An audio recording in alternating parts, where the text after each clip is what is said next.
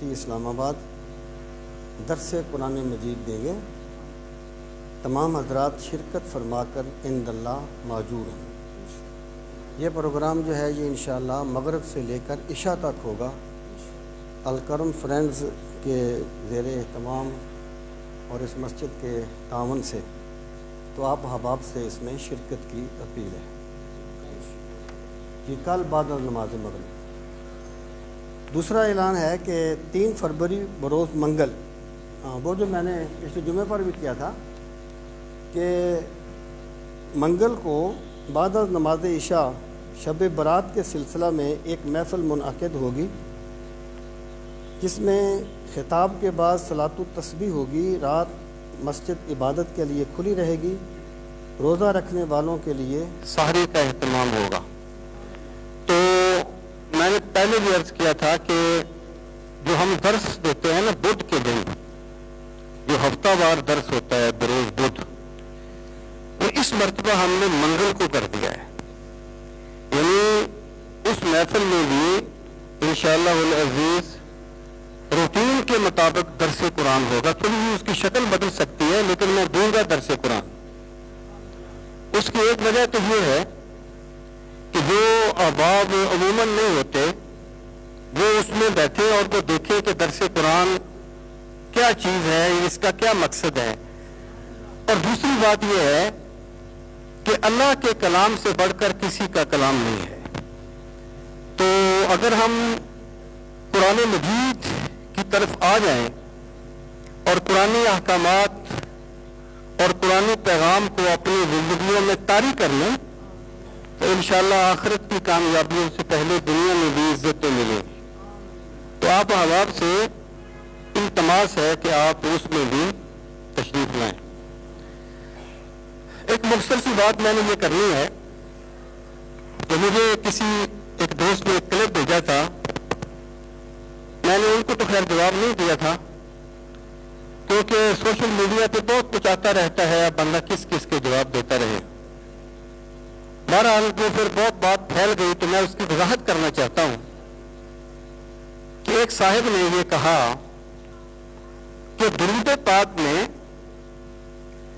اصحاب کو شامل نہیں کیا جا سکتا۔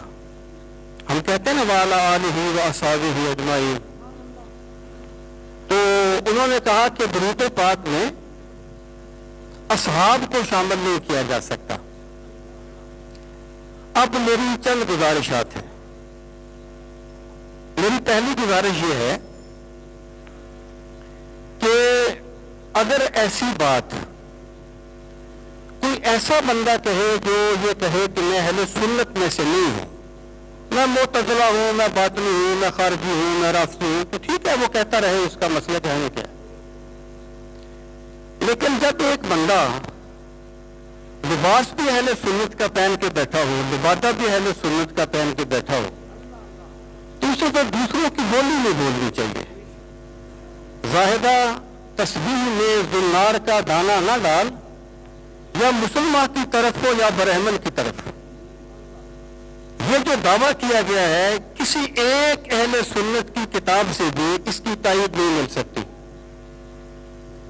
اور علمی کیفیت یہ ہے کہ جو آیت پڑھی وہ بھی غلط پڑھی اور جو استدلال کیا وہ بھی غلط کیا، اور یہ کہا کہ رسول کریم صلی اللہ تعالیٰ علیہ وآلہ وسلم نے آل کو تو درود پاک میں شامل کیا، اصحاب کو نہیں کیا۔ اور جو بندہ سرکار کی اطاعت نہیں کرتا وہ کافر ہو جاتا ہے۔ آل پر کروڑوں سلام ہو، آل پر اربوں خربوں سلام ہو، ہم آل پہ سلام پڑھ کے خوش ہوتے ہیں خدا کی قسم، لیکن یہ تم جو اگلی بات کرتے ہو نا اس کا کوئی تعلق نہ اسلام کے ساتھ نہ اہل سنت کے ساتھ۔ اور پھر ان صاحب کو اگر یہ بات سمجھا دی جائے کہ بھائی کسی کے مال پہ قبضہ کیا جا سکتا ہے، کسی دربار پہ قبضہ کیا جا سکتا ہے، کسی پلازے پہ قبضہ کیا جا سکتا ہے، لیکن علم پہ قبضہ نہیں کیا جاتا، یہ پڑھا جاتا ہے۔ انہیں تو کسی کتاب کا نام بھی شاید نہ آتا ہو جو عقائد کی کتابیں ہیں.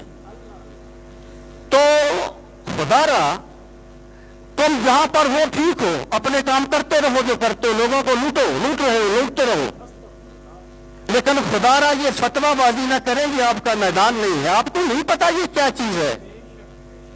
علم پہ قبضے نہیں کیے جاتے، یہ پڑھنا پڑتا ہے، بڑے بڑے سال محنت کرنی پڑتی ہے اس پہ. اب آخری بات میں یہ کر رہا ہوں کہ اہل سنت کے نزدیک مستقل جو درود ہے وہ انبیاء کرام پر ہے، اور اس میں کسی اہل سنت کا اختلاف نہیں ہے. یعنی ہم سیدنا ابو بکر صدیق رضی اللہ تعالیٰ عنہ کو افضل البشر بعد الانبیاء کہتے ہیں، لیکن ہم نے کبھی نہیں کہا کہ ابو بکر الصلاۃ علیک یا ابا بکر، ہم نے کبھی نہیں کہا. اس کی وجہ یہ ہے کہ اہل سنت کا نظریہ یہ ہے جیسے یعنی عز و جل اللہ تعالیٰ کے ساتھ خاص ہے، صلی اللہ علیہ وسلم انبیاء کے ساتھ خاص ہے، اس طریقے سے ڈائریکٹ درود بھی انبیاء کے ساتھ خاص ہے. کیا جی؟ ہاں وہ تباہی ہے نا، میں عرض کرتا ہوں. لیکن سرکار کی انبیاء کی وساطت سے آل پر بھی درود پڑھا جائے گا، اصحاب پر بھی پڑھا جائے گا، ازواج پر بھی پڑھا جائے گا، صالحین پر بھی پڑھا جائے گا، کسی پر بھی پڑھا جا سکتا ہے. یعنی بالتبع درود و سلام پڑھنا یہ انبیاء کی وساطت سے جائز ہے، ہر ایک کے لیے جائز ہے. ہم نہیں کہتے صلی اللہ علیہ وعلی آلہ واصحابہ وازواجہ وذریاتہ واولیاء امتہ وعلماء ملت اجمعین، سب پر پڑھا جا سکتا ہے. آخر تمہیں اصحاب سے کیا تکلیف ہو جاتی ہے جی؟ اس میں کون سی ایسی بات ہے؟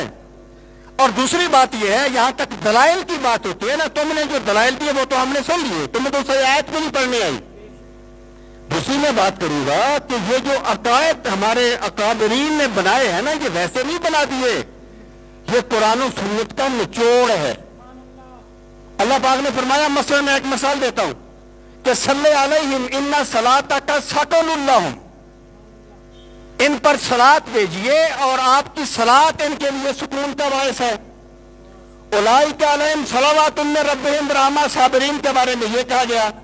یہ الگ بات ہے کہ یہاں پر صلات کا معنی کیا ہے. میں یہ عرض کرنا چاہتا ہوں کہ اہل سنت کا عقیدہ یہ ہے کہ ہم یہ یعنی ڈائریکٹ جو سلام ہے، صلات ہے، یہ صرف انبیاء کرام کے ساتھ خاص ہے.